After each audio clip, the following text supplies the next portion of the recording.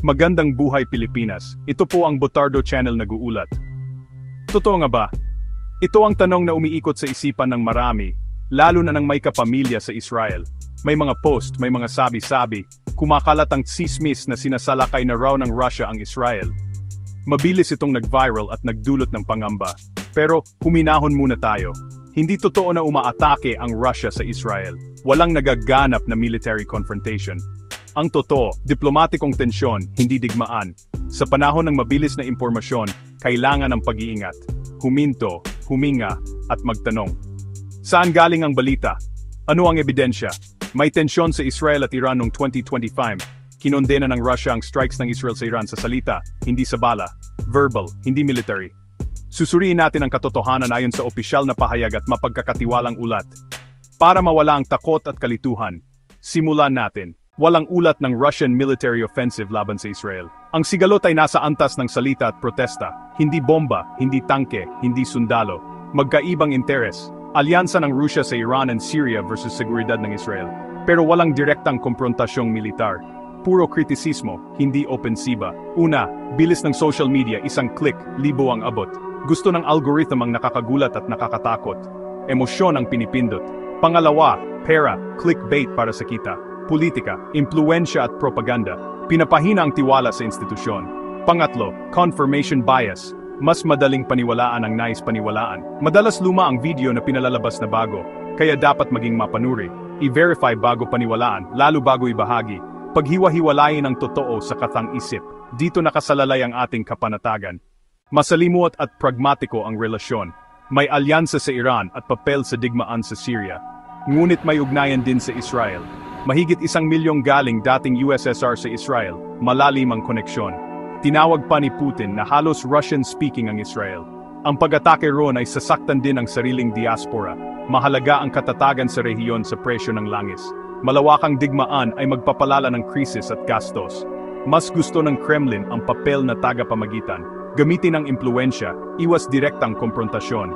Patakarang panlabas, kalkuladong benepisyo. Mas kapaki-pakinabang ang mesa kaysa larangan. Kondena sa Israel, pero bukas ang komunikasyon. Walang tropa, walang misil, walang labanan. Nananatili sa larangan ng diplomasya. Sa internasyonal na politika, walang permanenteng kaibigan, tanging permanenteng interes. Balansing kilos, hindi bulag na pakikipagdigma. Iyan ang konteksto. Si Lavrov, prangka at critical, binatikos ang mga kilos ng Israel noong Setyembre 2025. Sinabi niyang pinalalala nito ang tensyon sa Middle East. Ngunit ito ay diplomatic pressure, hindi banta ng giyera. Si Putin, mas balanseng tono, nananawagan ng pagpipigil. Kinikilala ang malalim na ugnayang pantao. Layunin, makausap ang lahat, hindi sumali sa gulo. Kung may planong digmaan, iba ang magiging senyales. Mobilisasyon, banta, pagsasara ng embahada, wala tayo niyan. Ang nakikita, digmaan ng salita. Hulyo 30, 2025, insidente sa West Bank. Nabato at sinubukang harangin ang sasakyang diplomatiko ng Russia. Masela ng lugar, madalas ang alitan.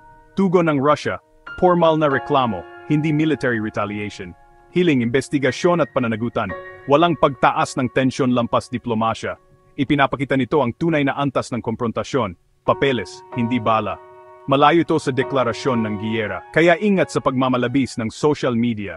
Multi-vector ang diskarte ng Russia, kausap ang halos lahat. Malaking balik impluensya mula Syria intervention. May koordinasyon para iwas enkwentro sa himpapawid. Sumusuporta sa Iran ngunit ayon sa sariling interes. Hindi laging hinahadlangan ng Israel, hanggat di tinatamaan ang kanila. Frenemies, kapwa kailangan sa estratehiya. Unang hakbang, suriin ang pinagmulan. Pangalawa, i-cross-check sa lehitimong organisasyon. Pangatlo, i-verify ang larawan at video. Tugma ba ang uniforme, sasakyan at gusali sa lokasyon? Kontrolin ang emosyon, huwag agad mag-share. Isipin bago magpasa. Ang balitang pagsalakay ng Russia sa Israel, peking salaysay. Tunay na sitwasyon, diplomatikong tensyon, bukas ang linya. Umasa sa opisyal at mapagkakatiwalaang ulat. Para sa may mahal sa buhay sa abroad, piliin ang katotohanan. Sa maingay na mundo, responsibilidad ang pagsuri. Huwag magpadala sa takot, hanapin ang totoo. Please like, share, and subscribe for the next upload content. Ito po, and Botardo Channel. God bless everyone. Thank you so much for watching, and see you in the next video.